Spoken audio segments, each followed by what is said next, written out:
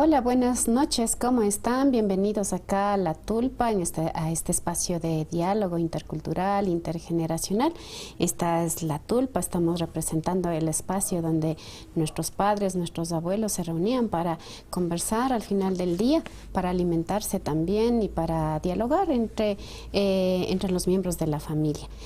Eso nos recuerda esta Tulpa y estamos hoy día con el señor Edwin Flores, él es ingeniero civil.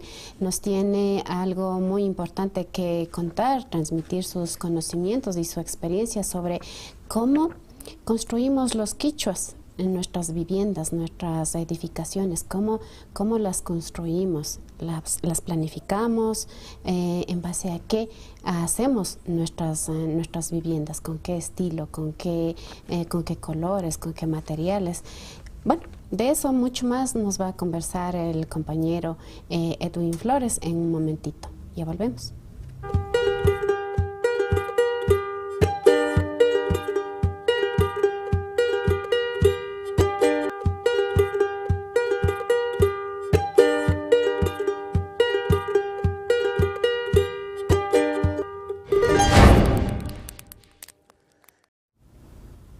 Ya estamos de vuelta aquí en La Tulpa. Bienvenidos, bienvenidas todos, todas.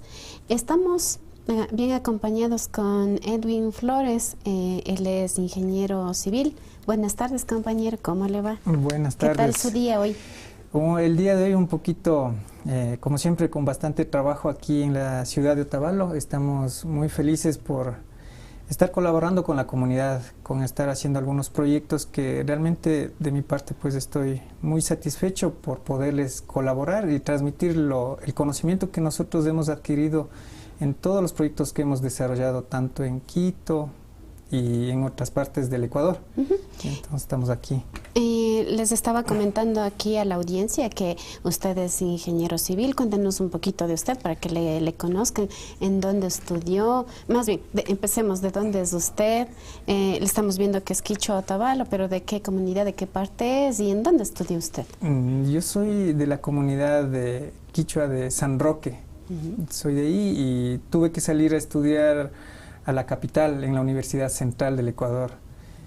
Fueron años en los que realmente quise estudiar esta carrera porque me permitía dos cosas que a mí me gustan. Lo primero es estar en contacto con las personas, con el entorno, con el medio ambiente, y la otra también es estar un poco con la tecnología, trazando planos, dibujando y aprendiendo también, porque este proceso de la ingeniería también es un proceso de continuamente aprender, tanto de mi parte como técnico, como de los maestros y del entorno donde nosotros nos desarrollamos. La arquitectura es una profesión que no es una tradición entre los quichuas, ¿no es cierto? ¿Cómo hacía usted? ¿Usted se sintió motivado para estudiar esa carrera? ¿Hubo alguien que le inculcó o le exigió que tiene que estudiar arquitectura? ¿Por qué usted se motivó? En realidad yo cuando salí de mi comunidad quise estudiar ingeniería informática, pero había un año básico en el que conocí amigos y todo lo demás, y un amigo específicamente de Cayambe, él tenía preparación en lo que es el tema de informática, y él me dijo, mira, la vida de un informático es estar en una computadora día y noche ahí. ¿Te gusta esa vida en cuatro paredes programando y todo lo demás? Metido solo en un cuarto. En cambio, mi papá es maestro mayor y trabaja con ingenieros. Yo vine aquí a hacer ingeniería, arquitectura, y esa vida, ¿qué haces? Te vas a las obras, te empolvas, estás con la gente, te enojas con ellos, estás en contacto con la comunidad donde vas a trabajar. Entonces, esa parte realmente me motivó a mí, el hecho de tener la capacidad de trabajar o 100% en oficina, o estar en campo, o mezclar esas dos actividades que son primordiales para este tema del trabajo de construcción y de planificación. O sea, usted planifica las obras, supervisa, hace que se construya y luego puede darse el gusto de mirar la obra en físico. Exactamente, realmente no, o sea, lo que más satisfacción a mí me da es prácticamente el cliente viene hacia nosotros, la persona viene y nos dice, quiero una casa. Una casa, sabemos nosotros cuánta inversión es esa construir una casa, en especial dentro de nuestro medio. Las personas realmente viajan 10, 15, 20 años, están fuera de nuestro país. ¿Con qué afán? Con el afán de progresar, de salir adelante, de tener su sitio, ¿no? Su casita. Entonces, yo ya en compromiso con ese sueño, pues también quiero aportar yo con esa persona, decirles, miren, nosotros también queremos darles de mi parte técnica, mi conocimiento hacia ustedes, asesorarles, ¿para qué? Para que obtengan lo que ustedes quieren. ¿Cuántos son en su familia? ¿Son 2, 3, 4 personas? Entonces hagamos casitas de tantos metros cuadrados, de 100 o de 150 o de 40 metros cuadrados, dependiendo de la necesidad que esa familia esté en ese momento. O sea, el espacio que podamos también podamos cuidar, ¿no es cierto? Porque los espacios necesitan cuidado, atención, mantenimiento, y todo eso implica tiempo, esfuerzo y dinero también. Claro, y también imagínese lo que es cuidar todo ese patrimonio y tener demasiado grande y no disponer del tiempo para todas esas habitaciones, más que nada usarles. Creo que el objetivo de nosotros es darles un producto, una casa que sea 100% funcional y que le sirva a la persona, no darles un espacio en el que no funcione, no sea adecuado para la familia, sino que solo esté la construcción, qué sé yo, de 3, 4 pisos y 5 pisos, pero la función en sí no está especificada para qué se creó. 3, 4 pisos y se usa una habitación. Exactamente. Así no vale, no tendría sentido. Ahora, cuénteme, para alguien que va a construir su casa la primera casita que va a construir, o sea, se dice que tener una vivienda, ¿no es cierto?, es una realización. Todo el mundo necesita tener donde vivir, donde guarecerse, donde cobijar a la familia, donde tener la seguridad de a dónde llegar, ¿no es cierto? Todos queremos una casita, por lo tanto, cuando se logra, es una realización para la persona o para las parejas cuando ya han constituido pues un vínculo matrimonial. Entonces, yo le pregunto, si yo voy a hacer mi primera casita, y tengo 2 hijos y mi esposo, es decir, una familia de 4 miembros, digamos, ¿no es cierto? ¿Cuánto cuesta una casa así, al ojo, como se dice, así más o menos, para tener una idea? Mira, para una residencia para 4 personas, ustedes necesitarían sala, cocina, comedor y 3 habitaciones, una para la pareja y 2 para los 2 hijos. Y como básico. Como básicos, de ahí se puede proyectar más, pero una residencia de eso desde 70 metros cuadrados podemos comenzar con ese tema. Y más o menos el tema está 350 por metro cuadrado el costo de la construcción. Y dependerá, obviamente el costo también puede elevarse más dependiendo del tipo de acabados que queramos manejar en la construcción. Ese costo de 350 por metro cuadrado son, digamos, una construcción mediana, sencilla pero bonita, o solamente o sin acabados. Es una construcción sencilla, con materiales cerámica, no tan de lujo, o sea, vamos a ponerle puertitas, el piso también va a estar con el acabado, pero no va a ser un material muy ostentoso, pero o sea, en sí lo que ese costo conlleva es que la casa esté 100% funcional y listo para que usted comience a vivir. Entonces, eso es lo que se maneja dentro de nuestros parámetros, pero dentro de nuestro medio no estamos acostumbrados a construir de esa manera, porque la información, por ejemplo, cuando a las personas yo les digo, ¿cuánto me cuesta la casa? Le digo, 350 el metro cuadrado. Nunca me han dicho, ningún maestro me ha dicho a mí ese costo. A eso iba, ¿no? O sea, si yo voy a hacer mi casita la primera vez y digo, ¿cuánto me va a costar? Entonces, si usted me dice 350 y yo necesito 70 metros cuadrados, entonces yo tengo que multiplicar 70 por 350. Y eso es aproximadamente lo que voy a necesitar. Y así me doy cuenta si esa cantidad la tengo para invertir y gastar en mi casa, o no tengo y tengo que pensar en algo más pequeño. O con acabados más baratitos, modestos, digamos, ¿no es cierto? Exactamente. Entonces, teniendo en cuenta esto como básico, ¿no es cierto?, para empezar a construir. En cambio, ¿cómo hacen? Usted dijo, nunca me han dicho eso. Algún cliente le dijo, nunca me han dicho eso. ¿Cómo construyen los quichuas? Porque usted trabaja bastante con población, con clientes quichuas, ¿no es cierto? Que están construyendo ya para vivienda o para hacer, ¿qué se dice? Para alquilar, ¿no es cierto? Para alquilar, para poner en arriendos y ganar los arriendos. Entonces, ¿cómo construyen los quichuas? ¿Planifican, no planifican? ¿Qué le parece a su criterio? Dentro de nuestro medio en sí, no solo los quichuas, dentro de todo el país, o sea, la informalidad realmente nos está venciendo. No tenemos una planificación en ningún sentido. Esto puede pasar debido a la falta de información de las personas que van a construir, o ya sea por la tradición de nosotros, ¿no? Que cogemos y es nuestro terreno y construimos. Y no respetamos ni las ordenanzas que existen actualmente, o bueno, mi papá construyó así, yo también construyo nomás así. No, las cosas han cambiado, los municipios también ya tienen ordenanzas y reglas que debemos cumplir por el entorno donde estamos, por el uso de suelo donde se va a edificar dicha construcción, ya sea tipo industrial, sea residencial o de cualquier otro tipo de construcción. Entonces, nosotros dentro de los quichuas en sí no estamos muy enfocados en el tema de planificación. Realmente es muy poco las personas que contratan un técnico para realizar los planos. Ni se diga la construcción en sí, pues la mayoría de las personas yo construyo con mi gente, más bien no diría con mi gente, sino es que en nuestras comunidades cómo se trabajaba antes, o sea, es la minga.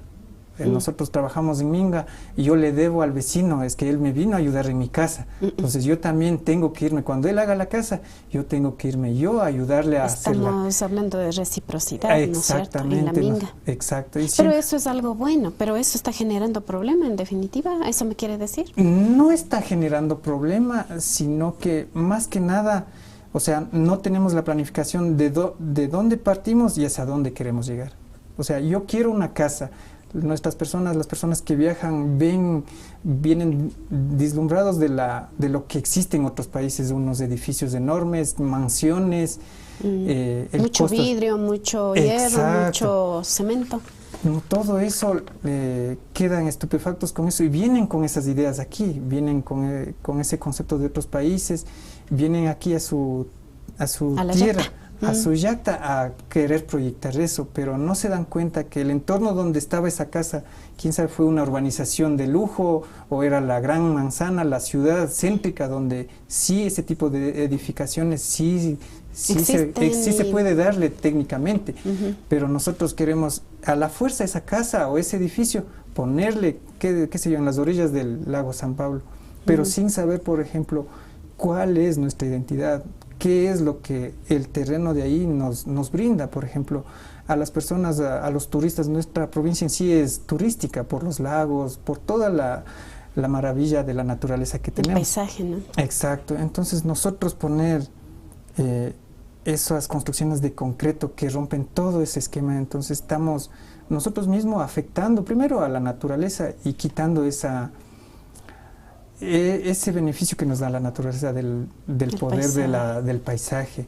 Entonces yo veo que esa parte tenemos que nosotros comprender primeramente, decir por qué necesito la planificación. Realmente necesito la planificación primero para saber qué es lo que necesito, porque si yo vi una casa de 500 metros cuadrados, quiero una casa para 2 personas que vamos a hacer nosotros sin hijos, es demasiada casa.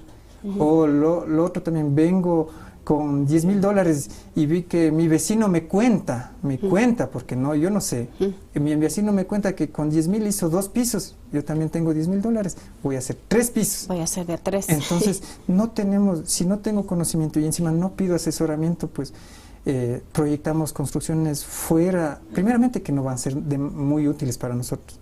No tiene una planificación, por ejemplo, si la casa de 5 pisos sería de proyectarle para que vengan los turistas, les voy a alquilar como hotel, ahí sí es justificable proyectar una de ese tipo de construcción. Pero si va a ser solo una casa para en el primer piso vivir, en el segundo piso le pongo maíz, en el tercer piso las esteras y en el cuarto piso pues algo le de llenar. Bodega de granitos. Entonces, imagínense toda esa cantidad de dinero, de esfuerzo de las personas que vienen de otros países trabajando y venir acá, construir, y se dan cuenta que realmente no necesitaban 3 pisos, no necesitaban ostentar tanto, sino más bien un espacio adecuado para ellos. Compañero Edwin nos ha traído algunas imágenes, ¿no es cierto? Tenemos imágenes de esto que nos está comentando de las obras negras o construcciones a medio hacer. ¿Nos trajo? ¿Tenemos? Sí, tenemos. Veamos. Pueden pasar las imágenes. ¿Cuáles son? A ver. Aquí está la imagen, entonces la imagen 3, 4, 5 y 6, ahí pueden verle. Yo toda la vida he viajado a Quito. IMG 3, 4, 5 y 6. Allí podemos ir viendo y comentando, por favor, estimado compañero. ¿Qué nomás estamos viendo ahí? Miren, ahí por ejemplo estamos justamente en la vía desde Otavalo hacia González Suárez, hacia el norte, hacia la capital, sería en la Panamericana. Durante tiempos que yo he viajado, durante toda mi vida estudiantil, he estado observando siempre yo lo he visto como una problemática, porque yo, por ejemplo, son ya 15 años que voy a Quito y siempre están las mismas construcciones en el mismo estado. No han mejorado. No han mejorado ni se han terminado. En unos 10, 15 años, ¿no? Sí, más o menos, algunas casas lo que he visto es que el primero o el segundo piso le han puesto tablitas, unas puertas artesanales y ahí miren, ahí está una casita con ventanas de plástico, ventanas de madera. Y ahí se acomodan, ¿no? ¿Usted cuánto estima que, por ejemplo, la casa donde está el plástico azul, ¿no es cierto?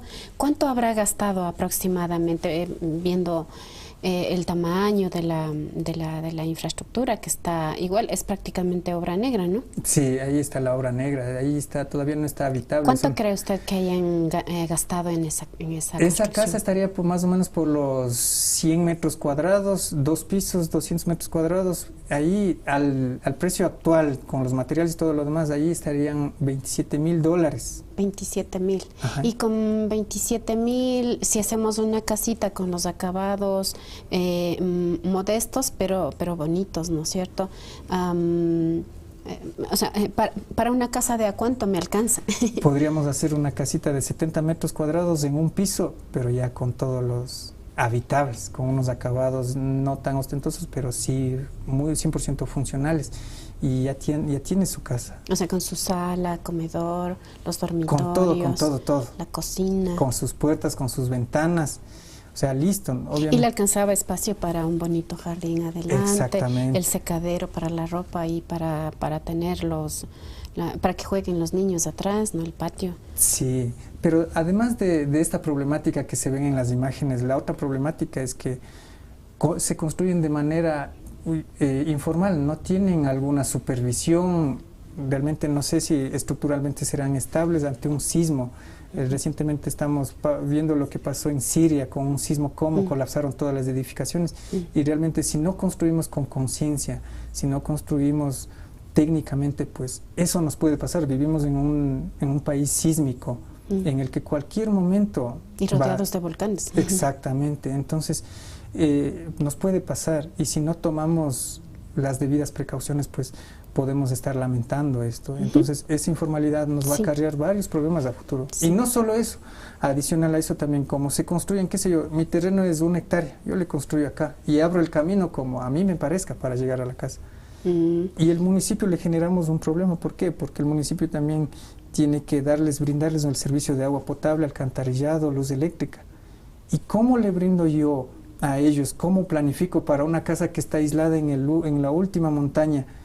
Solo para ellas llevar agua potable o alcantarillado. Lugares inaccesibles y luego vienen las quejas. Y también, luego las comunidades están que el municipio no me da este servicio, que el municipio no me da esto, pero también parte de esa problemática también es del propio municipio que no hace las gestiones adecuadas. ¿Para qué? Para que las personas tengan el asesoramiento técnico, facilitarles, ¿no? Que los planos o algún plano estándar para ese sector, pues miren, aquí está este plano estándar, esto ya está aprobado. Tome y construya así, pero no en donde quiera, sino aquí, porque a futuro nosotros vamos a abrir una vía aquí y ahí pongamos, para que todo esté organizado. Somos realmente un poquito desorganizados en ese tema. Bueno, vamos a... en controles tenemos espacio promocional en esta tarde.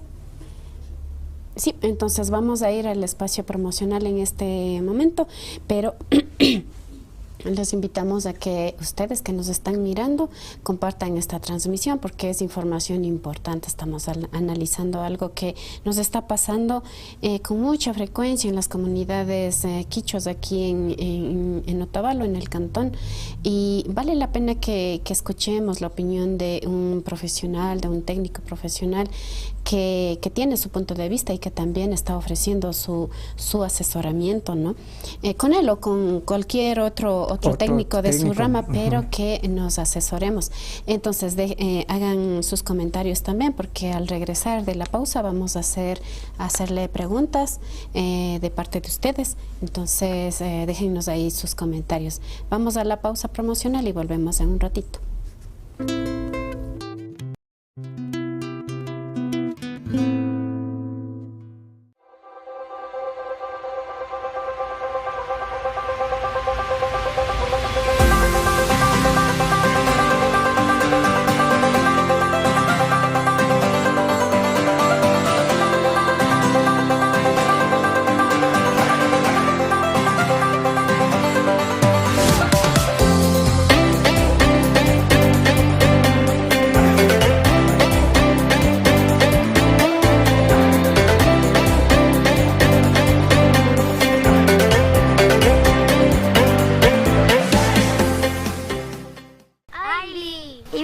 Charingi muyukunata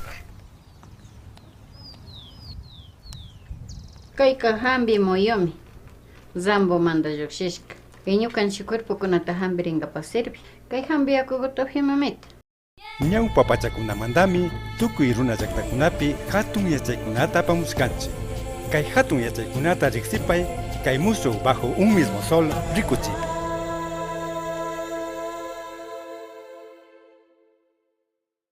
La salud de mi familia es lo más importante. Necesito consejos sobre el cuidado y crecimiento de mi bebé. Un buen profesional en quien confiar. Acuda con confianza al consultorio del Dr. José Terán, médico pediatra.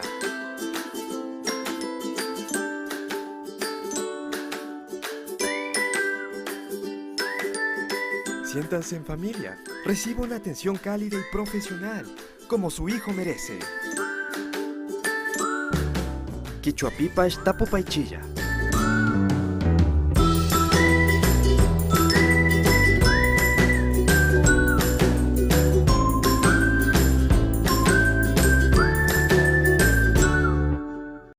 Imanaya Mashikuna, ¿cómo están?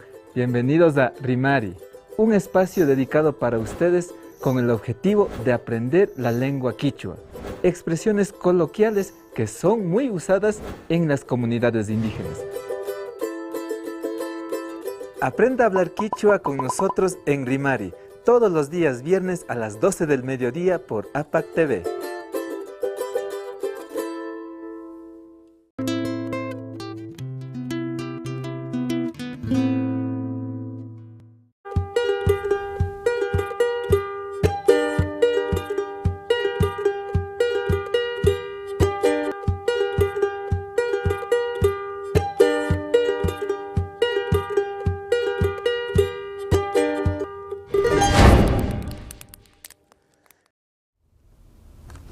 Ya estamos de vuelta después de mensajes importantes para la comunidad.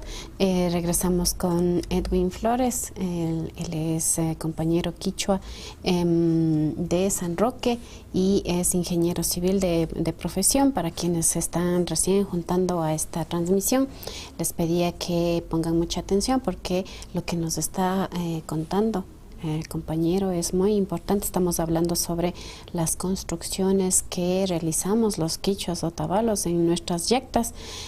Como nos decía Edwin, nos deslumbramos los mindalaes cuando vamos afuera del país y vemos tanto vidrio, tanto cemento, edificaciones altísimas y luego regresamos a la yecta y queremos construir así, igualito, queremos reproducir esas edificaciones que al final terminan rompiendo con el paisaje, rompiendo con la naturaleza y también con la identidad, ¿no?, de nuestras comunidades.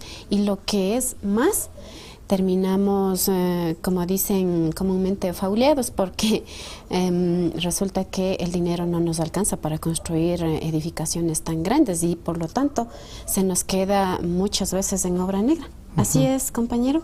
Sí, es muy cierto lo que usted menciona. Realmente el tema de las construcciones que no se terminan, hay un gran porcentaje dentro de nuestro medio. Lastimosamente eso, desde mi punto de vista, mi criterio es que no existe el debido conocimiento de las personas. Obviamente las personas no son técnicas y a veces o no buscan asesoramiento o se asesoran mal. Entonces ahí están los resultados de no tener esa información y ahí quedan abandonadas esas casas por 10, 15, 20 años. Imagínense en la cantidad de dinero que está invertida ahí y sin poder utilizar. Entonces necesitamos ya hacer conciencia de que realmente necesitamos una planificación para realizar. Imagínense, son 20 años de trabajo que van a invertir en realizar una casa, y ¿por qué no invertir un poquito en una planificación? Por lo menos pedirle a un técnico, al que sea de confianza de ustedes, pedirle, deme haciendo un planito, por lo menos para saber dónde va a estar mi sala, cuál va a ser la habitación mía, la habitación de mis hijos y el baño. Eso nos va a ayudar y nos va a facilitar primero la construcción y un dolor de cabeza. Porque si no tengo la decepción también, porque al final veo y no quedó bien, no me gusta, y luego empiezo a botar una pared, no me gusta, otra vez le boto, y luego queda una casa con laberinto de puertas que no se entiende por qué está una puerta por ahí, ¿no? Claro, exactamente, ese es el resultado, ¿no? de no planificar. Realmente una casa debe ser cómoda, debe protegernos del entorno que estamos, del frío, de la lluvia. Igual tiene que tener una adecuada ventilación, una adecuada iluminación natural, importante. Porque realmente también es tanto la iluminación como la ventilación. Nosotros también estamos en conexión con la naturaleza. Bueno, en particular a mí no me gusta estar encerrado, me gusta ver el espacio, me gusta estar en contacto con la naturaleza porque es parte de nuestra esencia como runas. Entonces, basados en eso, pues yo les recomiendo, ¿no?, que planifiquen esas construcciones. Es su dinero, sí, pero son años de trabajo y sacrificio, y por ende mismo piensen en que ese sacrificio pues les dé los mejores resultados. Perdón, le interrumpo, quería comentarles alguna experiencia personal que tuve hace algunos años. Yo buscaba un departamento para alquilar aquí en Otavalo, y por esa razón tuve la oportunidad, digamos, de entrar a varias casas, ¿no?, para ver cuál me gusta, cuál sería cómodo para mi familia y alquilar. Entonces ahí encontré o vi pues que esto que les decía hace rato, no me gusta esta pared, le boto y sigo poniendo otras paredes y al final se vuelve esa casa un laberinto. Encontraba así casas con ventanas que no se entendía por qué hay ventanas en la mitad de una zona, de una área donde no necesitaba ventanas, porque no era hacia afuera, sino ahí dentro mismo, hacia la misma habitación, ¿no? Habían puertas que igual no se entendía para qué estaba la puerta ahí, no era necesario. Y algo muy, muy triste, muy feíto, que se repetía mucho, es que habían cuartos sin ventana. Totalmente oscuros, ¿no?, sin ventanas. Y yo creo que una vivienda debe ser tan cálida porque es el sitio donde llegamos a guarecernos, a descansar, pero si la casa está fría, está fea, está húmeda, no entra el sol, sobre todo eso, y se llena de hongos. Hongos, ¿no es cierto? Esto que llaman el salitre o este hongo negro que se asienta en las paredes y huele, ¿no es cierto? ¿Qué opina usted? ¿Qué se puede hacer en esos casos? Ya cuando, o sea, la construcción ya presenta ese tipo de problemas, si hay mecanismos para controlar o eliminar ese tipo de inconvenientes, tanto de los hongos, del salitre, pero en sí eso... Pero el aspecto de la casa no cambia. Exacto, el aspecto de la casa no va a cambiar, y los costos inherentes a todas esas modificaciones y esas mejoras nos van a costar bastante. Y eso es lo que nosotros no consideramos a veces creemos que, bueno, ya hice mi casa, ya ahí está, y después esos problemas nos van a afectar, no solo en el tema estético, que es lo que se ve, sino en el tema también de salud. Imagínense en esos hongos que estamos aspirando. Entonces, igual es una casa al que yo quiero llegar, y si veo así, o sea, emocionalmente también no voy a estar bien, no voy a estar conforme, y eso me va a afectar. Y las cositas que tengamos ahí en cuartos húmedos se van dañando también. Por ejemplo, los aparatos electrónicos no soportan mucho tiempo la humedad, ¿no? Se rumbran, se rumbran por dentro y se dañan, ya no funcionan. Entonces, y que se diga nuestra salud, nuestros pulmones. Los niños, si pasan mucho tiempo en humedad, empiezan a enfermar, les da asma, ¿no? Algo que antes no se escuchaba. Pues. Exactamente. Entre quichuas, por lo menos, no se ha sabido. En este momento vamos a preguntar en controles si tenemos preguntas, tenemos mensajes, tenemos saludos. Demos paso, por favor, a las preguntas para seguir conversando. La gente tiene opiniones que es muy importante conocer y que usted pueda responder, por favor. Ahí tenemos a Fran Sanrango, dice un saludo cordial, amigos, bendiciones, amigos. Bendiciones para usted también, muchas gracias. Oscar Santillán, muy buena la propuesta del arquitecto. Este problema es muy general en los quichuas otavalos. Me parece que es una pérdida total de identidad y el divorcio total del vínculo con la madre tierra y su entorno natural. Felicitaciones, topar este tema. Muchas gracias, Oscar, y saludos para usted. Yuyumuru Raimi dice, ¿cuál es más costoso para hacer una casa con el material normal o material de reciclaje, como ejemplo casas con botellas? Ese está un buen tema. Realmente la tendencia actual es justamente a las construcciones sustentables o biodegradables. ¿Qué significa esto? Pues aprovechar al máximo los materiales que contamos en la zona, como es el suelo, como es la madera, sin dejar un rastro de carbono tan evidente dentro del entorno donde vamos a construir. Entonces, realmente si nosotros comenzamos a reciclar, primero estamos ayudando al planeta a que contaminemos menos. Los humanos somos los mayores contaminantes de aquí. Entonces, si yo reciclo botellas, entonces ese material que estaba produciendo un impacto ambiental, primeramente ya estoy ayudando yo al planeta a que ese material no llegue a las fuentes de agua. Que no esté regado, botado por ahí, ¿no? Sino que esté dándose un segundo uso. Un segundo uso. Entonces eso ya, primeramente, eso también me sirve como material de construcción a barato costos. Entonces, pero sí debemos crear un mecanismo, técnicas constructivas adecuadas para optimizar ese material y utilizar de manera adecuada. No es solo decir, cojo esa botella y ya hago la pared. Entonces tenemos que desarrollar tanto sistemas constructivos como educar a la gente y a los maestros, especialmente quienes van a construir, para que usen ese material y las técnicas adecuadas y no tengamos inconvenientes. Y en sí eso también nos va a ayudar a que esa construcción primeramente sea amigable con el ambiente, y si alguna vez ya tenemos que derrocar ese ambiente, esa estructura, pues como es tierra, es madera, son elementos biodegradables, entonces solo va a ser cuestión de romper eso, y a las botellas tendremos que darle algún uso distinto, pero en sí dejamos un rastro menos de carbono en nuestro planeta y ayudamos también a conservarlo. Yo estaba pensando en lo que usted decía en el bloque anterior de conversación. Decía que tanto esfuerzo que le cuesta un Mindalae. De repente la gente que nos está viendo no toda es Mindalae, no toda es Quichua Otavalo, entonces no conoce eso. No sería bueno que les expliquemos.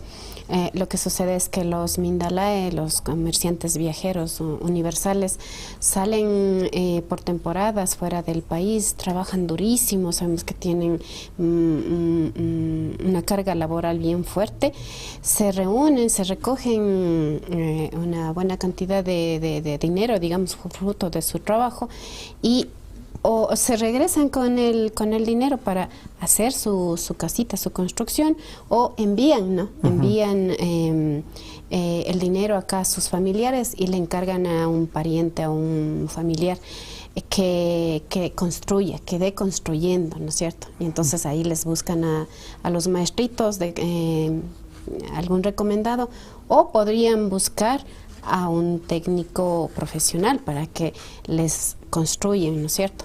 Pero cuando sea un técnico profesional o un maestro, les asesora que construyan algo grande, ¿no es cierto? El dinero no alcanza.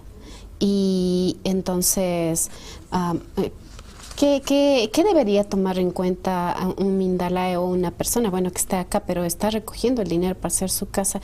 ¿Qué debería tomar en cuenta para que no le pase esto, de que le termine haciendo? Usted me contaba antes de este diálogo, me decía, he visto obras con columnas gigantes como para 7, 10 pisos. He visto, por ejemplo, el primer piso tan alto, ¿no? Como el tamaño de 2 pisos y cosas así. ¿Qué deberían tomar en cuenta? Aconséjeles, sugiérales, ¿qué es lo que deberían tomar en cuenta estas personas que encargan que les estén construyendo? Lo primero mi idea principal es que planifiquen, que hagan un planito. Por ejemplo, si nosotros queremos llegar de... Pero si están fuera del país, ¿cómo hacen un planito? Ahorita la tecnología nos ha ayudado mucho en romper justamente esa barrera. Nosotros, yo en particular, he hecho trabajos solo en línea a través de las redes, y hemos hecho trabajos en Riobamba, en Pujilí, en todo el Ecuador, pero justamente gracias a la tecnología. Entonces, o sea, yo puedo agarrar y mandarle un WhatsApp al ingeniero Edwin Flores o al que me sugieran, al de mi confianza, y decirle, a ver, yo tengo, por decir, $20,000. ¿A cuánto me alcanza con $20,000? Mándame una propuesta de construcción, yo quiero ver. Y mándame, ¿qué se dice? Maqueta, dibujo, ¿qué se dice? Es un plano, un esquema 3D, lo que yo les muestro, ¿no? Porque una cosa es un plano, un papel con varias líneas, generalmente no entienden. Ahora la tecnología igual nos permite mostrar ya la casa en fotos, ya en un modelo virtual 3D en el que ya cualquier persona ya puede visualizar cómo está, qué va a contar. Exactamente, ahí tenemos. Entonces yo me reúno con usted o con cualquier persona en cualquier parte del mundo. Podemos hacer una videollamadita por WhatsApp o en el Messenger, en Facebook. Y revisamos. Y podemos ver. Exactamente. Y ahí me dicen ustedes, no me gusta esto, está demasiado.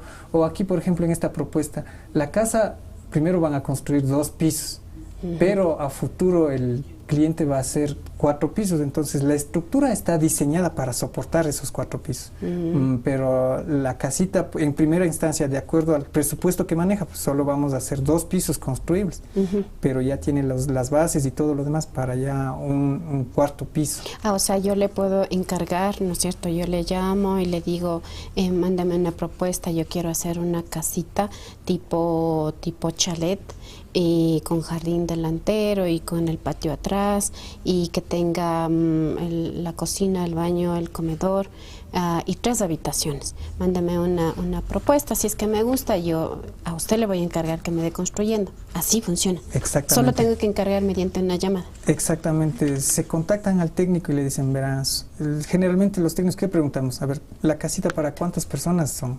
Su familia, de cuántos miembros contiene. En función de eso nosotros ya le podemos decir, a ver, para usted lo ideal es una casita de 70 metros cuadrados y le va a costar tanto, pero si, no, si yo tengo un poquito más de presupuesto, déme haciendo un poquito más grande, ya contamos con esta edificación, con este tipo de acabados y con estas especificaciones. Entonces ya le damos más opciones y la persona también ya puede decir, no, pues es un producto, no, la casa también. Y decir, no, pues a este sí me alcanza, no, pues si somos 4 y ya mi familia ya no va a crecer más, nos quedamos aquí nomás. Y ya pueden presupuestar todo eso y ver cómo construir. Entonces, un plano y la planificación, ¿qué nos ayuda? Nos permite ir de un punto, saber de dónde vamos a iniciar y hasta dónde vamos a llegar. También podría decir, bueno, ahorita tengo los 20,000, pero me pienso quedar otros 4 años más, y ahorita deme haciendo el primer piso, pero hágale con proyección para el 2º piso o 3er piso, no sé. Exactamente. ¿No es cierto? Sí, sí se puede hacer eso. Y usted o cualquier técnico de su área puede hacer eso que estamos mirando, en 3D, ¿se llama esto? Sí, es el modelo planos 3D. en 3D y así nos damos cuenta nosotros más o menos cómo me va a quedar mi casa, ¿no es cierto? Exactamente, igual ahí también tenemos que ver el terreno, ¿no? Dónde está, si es inclinado, si es plano, todo eso también va a ser un costo para la obra que tenemos que considerar, pero ya tenemos la idea desde dónde vamos a comenzar y hasta dónde llegar. Y todo eso nos va a ayudar a... ¿Y el técnico me cobra por hacerme esa primera propuesta o no me cobra? Sí le cobra, ¿por qué? Porque ahí está porque me doy cuenta que los que queremos construir, hasta para poner una, no sé, cambiar de puerta, estamos siempre pensando, chuta, ¿cuánto me va a costar? Y rebaje maestro, ¿no es cierto? El maestro cobra menos que el técnico profesional y ahí se convierte en un problema. Veamos los mensajes que están comentando las personas que nos están mirando y seguimos conversando. Dice Carlitos Alfredo, saludos cordiales ingeniero, mi inquietud es, ¿usted trabaja en conjunto con un arquitecto o lo hace directamente con el maestro mayor o cargo de la obra?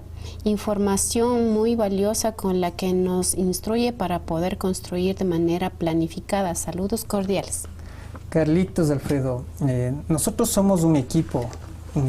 Yo soy el ingeniero civil, dentro de mi equipo está también un arquitecto, un topógrafo y también la mano de obra compuesto por los maestritos que van a construir. Entonces, entre todos ya tenemos establecido cómo vamos a trabajar, cómo se inicia el proceso. Esto también es un proceso, no es que solo vienen y ya construyen. Entonces, todos esos, estamos de esa manera organizados para poder realizar ese tipo de trabajos. En sí, para mí, como les digo, o sea, la planificación es muy importante porque nos permite saber desde dónde comenzamos y hasta dónde vamos a llegar. Y todo eso también nos va a permitir realizar los trabajos de manera adecuada y de manera técnica. Poder ver los planos así en tercera dimensión es súper importante para darnos cuenta cómo nos va a quedar la casita, ¿no? Siempre para comprar algo queremos ver pues qué es lo que voy a comprar. En cambio, con las casas no está sucediendo así. Invertimos y no sabemos mismo bien cómo nos va a quedar la casa, medio suponemos cómo va a quedar, y siendo la inversión más grande, más importante que hacemos, ¿no? Sí, dura. Imagínense. Hay mensajes, dicen, por favor, colóquennos las imágenes. Lauris Cabascango dice, saludos al ingeniero Edwin desde Pijal. Dentro de las comunidades ya hemos perdido el valor de hacer casitas con material propio como es la paja, casitas de bareque o de la misma teja. Las casas dentro de las comunidades solo son de losa y con eso hasta se pierde la posibilidad de tener una tulpa. Muy buena exposición. Saludos. A propósito de la pregunta, ¿hay más preguntas? Unita más, pero quería hablar de las bioconstrucciones y creo que ese tema se nos va a quedar pendiente porque ya se nos acaba el tiempo. Rimay dice, cuando se construyen las casas y no estaban bien planificadas, pero a futuro la idea era hacerla de 2 pisos y las varitas, ¿qué dice? Y las varillas quedan al aire. Para construcción, ¿el segundo piso sirven las mismas varillas o cuál es la recomendación? La recomendación en ese caso es verificar en qué estado están esas varillas. Generalmente el material, el acero, cuando está en contacto con el ambiente, pues se oxida. Y el óxido con el hormigón no se llevan tan bien. Y si yo le tomo el material y directamente coloco el hormigón, a futuro van a tener inconvenientes de que el hormigón se va a fisurar. Al ser un elemento, la columna, al ser un elemento estructural que sostiene toda la casa, pues es muy peligroso ese tema. Entonces, pero es muy común ver esas varillas justamente así con proyección para el segundo o tercer piso. ¿Y cómo se les conserva, se les preserva el estado? ¿Qué hacemos? En ese caso lo ideal es pintarle esas varillas con el concreto, con una brochita, con cemento, y le pintamos. Entonces le proveemos de una capita protectora que le aísla del ambiente, del oxígeno al hacer y no se oxide. Esa es una.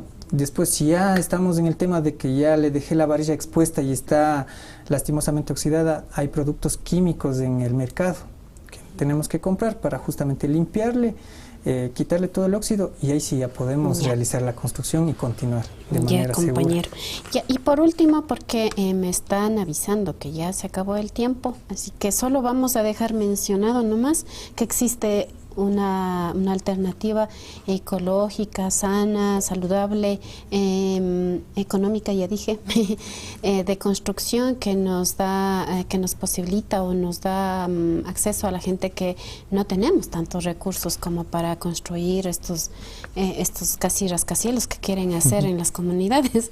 Entonces, estoy exagerando, lo sé. ¿Qué son las bioconstrucciones? O sea, utilizar los elementos de la misma tierra, de nuestro entorno donde vamos a construir la casa, pensando también en lo que usted decía, en la ventilación, en la luz, en el paisaje. ¿Cuál es esa alternativa, las bioconstrucciones? ¿En qué consiste? La bioconstrucción, bio en cualquier palabra que esté de sufijo bio es vida. Entonces, construcción sería vida, una construcción primero amigable con el ambiente, que cuidemos la vida de la Pachamama. En este caso, una bioconstrucción se refiere a una construcción sustentable, tomar materiales que tengamos a la mano, como hacían nuestros taitas con los tapiales, cogían el barro de ahí mismo del sitio y armaban las paredes. Y hasta el día de hoy existen paredes de 30, yo tengo 37 años, hay paredes de 60, 70 años que hasta el día de hoy existen como cerramientos y no se han caído y han servido. O sea, es mentira, es un mito eso de que son frágiles y que se derrumban más fácilmente, ¿no? No, sí, son elementos estructurales que toda la vida han perdurado, pero lastimosamente las tendencias de hoy en día es cemento, es bloque, y se están perdiendo, ¿no? Tanto las técnicas solo es tendencia, solo publicidad. Entonces, por ejemplo, pero también ya los métodos constructivos, por ejemplo, hacer un tapial llevaba más tiempo, ahora por la rapidez también hacemos paredes de bloque. Entonces, pero imagínense, eso es más sustentable. ¿Por qué? Porque ya no tengo que ir a traer material, bloque, ladrillo para hacer un cerramiento, sino cojo la tierra de ahí y comienzo a compactar y ya tengo la pared. Nos ahorra costo, y esa pared, si a futuro quiero derrocar, pues esa tierra mismo se va a quedar con la tierra y no voy a causarle daño al medio ambiente. En sí, hacia eso va encaminado las bioconstrucciones, es decir, a que la construcción sea sustentable, a que no dañemos el medio ambiente en lo posible. Imagínense, en lo que es de una construcción se generan miles de productos que no son biodegradables, que lastimosamente van a ir a un botadero y se van a perder. Entonces, todo ese material, pues, en algún punto de aquí, en algún botadero, están todos esos pedazos de cerámica, metales que no se utilizaron. Entonces, eso también en la planificación que tratamos, ¿no? De que esos materiales en lo posible se utilicen al 100% y generar el mínimo de desperdicio, tanto por el tema económico como con el medio ambiente. Bueno, este tema de las construcciones